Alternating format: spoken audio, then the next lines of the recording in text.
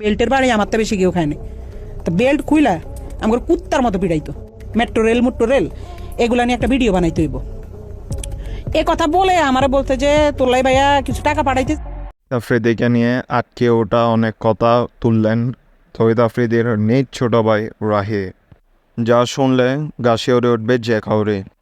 ক্যামেরায় আমরা যে আফ্রিদিকে দেখি এবং বাস্তবে যে আফ্রিদি, তার মধ্যে আকাশ পাতাল পার্থক্য। বাস্তবে আফ্রিদি অনেক ভয়ঙ্কর। ছাত্র আন্দোলনে সরকারের পক্ষে রাহিকে ভিডিও বানাতে বলেন তহিদ আফ্রিদি। কথা না শোনায় রাহিকে বেল দিয়ে মারেন তহিদ আফ্রিদি। সবসময় উগ্র মেজাজে থাকতো তহিদ আফ্রিদি। তার কাছে সবচেয়ে বড় পাওয়ার ছিল ডিবি হারুন। নূরকে নিজের পকেটে ভরে আফ্রিদি, তাই তার বিশ্বাস ছিল তাকে কেউ গ্রেফতার করতে পারবে না। আগস্টে যখন সব জায়গায় সরকার যখন ছাত্রদের বিপক্ষে গুলাগুলি বিভিন্ন হত্যা কার্যক্রম চালায়, তখন তহিদ আফ্রিদি রাহিকে বলে সরকারের পক্ষে ভিডিও বানাতে। একই সাথে বলে তাকে টাকাও দেওয়া হবে। মূলত আফ্রিদি সরকারের পক্ষেই ছিল।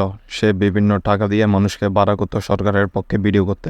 এছাড়াও যে শুনে না তাকে খুব নির্মমভাবে মারত।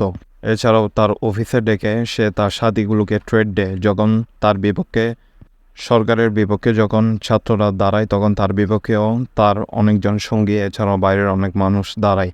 এর জন্য সে তার অফিসে নিয়ে গিয়ে সবাইকে নিয়ে থ্রেট দেয়।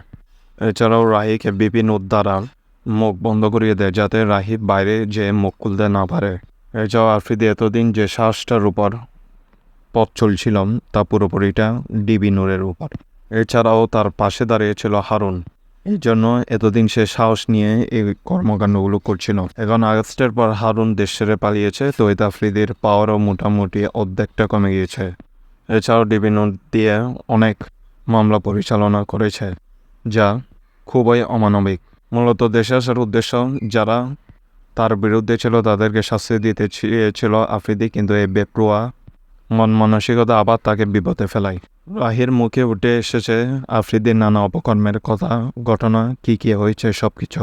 প্রিয় দর্শক, আপনাদের মতামত কি অবশ্যই কমেন্টে জানাবেন আর ভিডিওটি বেশি বেশি শেয়ার করবেন। ধন্যবাদ।